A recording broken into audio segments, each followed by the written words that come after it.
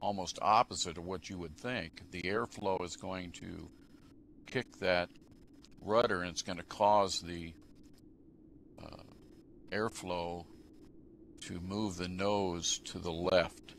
So just picture the air coming across that. It's a big barn door sticking out there. It's going to push that nose to the left. And then the same thing when I go to the right. If I'm holding right rudder, you'll see that the rudder's to the right now, and the airflow is going to hit that rudder, and it's going to cause my nose to move or yaw to the right. Okay, let's talk about ailerons. Ailerons, when you're making a left turn, you want to make sure that the left aileron, well, let's see, have I got these backwards here?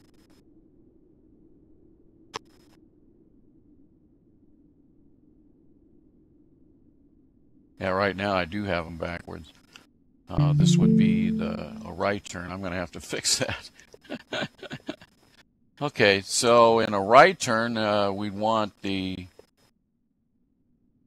left. It's just going to be the opposite of the way I've got it here. That's a little embarrassing. Okay, so in a right turn, we're going to want to lift the left wing, so the left aileron should be down and the right aileron should be up, exactly the opposite of what I have right now. I'll have to see why that is. And then when we're making a left turn, then the right aileron will be down because we want that air to flow across that surface and bring that wing up and push the left wing down. So that's the way it's supposed to work. I don't know. In my new scripting, because I've developed a new script, I must have missed that, and they're actually opposite. So I'll correct that in this aircraft. But it's right on the other one. Little glitches that we get when we're building here.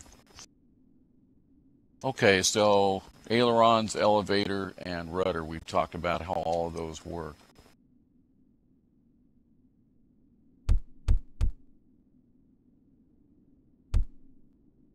Now, in real life, of course, when you're flying, you're going to want to do coordinated turns, and that takes a combination of both rudder, which is yaw, and aileron.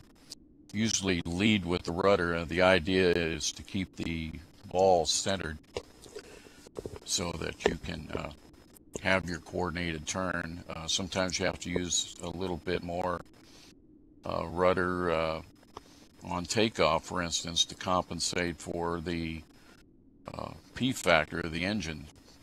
Rotation of the engine wants to pull you to the left, so you have to use a little right rudder to keep the nose straight as you're taking off. And I've experienced that in every flight.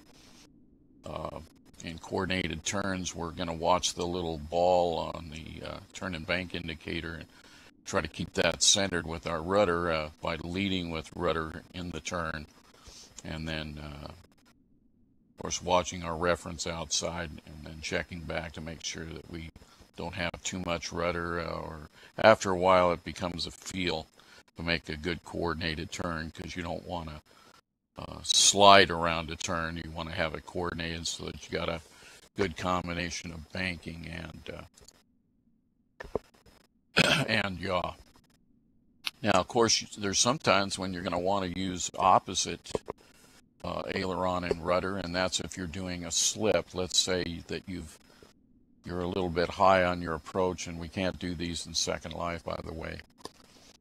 Right now, all we have is yaw or aileron or roll. We don't have both. They switch when you get about 5 to 6 meters.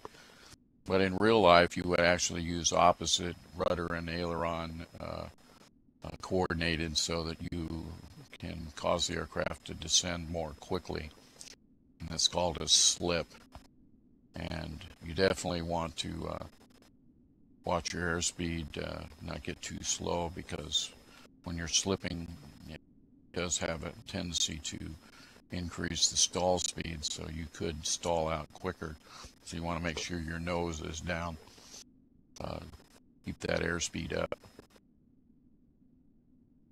You know, that's pretty much control surfaces. Now let's talk about building control surfaces in Second Life. Now, if you're using Sculptees, of course, it's a little bit more difficult because you have to create an opening in the wing. And I'll rotate this airplane sideways so you can see.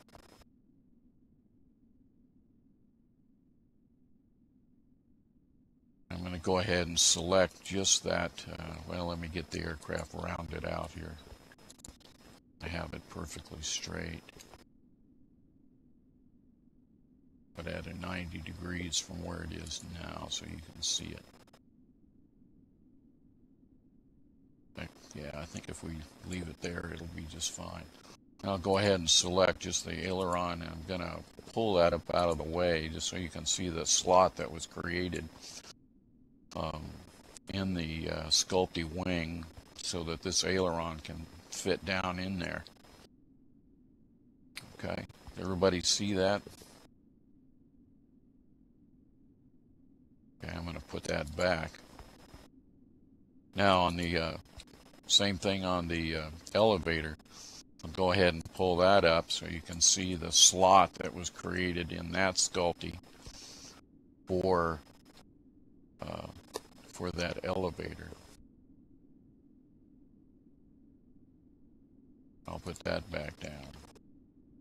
Now, a rudder, of course, you have to really look at how the rudder actuates on the real-life aircraft. This is reasonably close to the real-life aircraft, so what we've done here is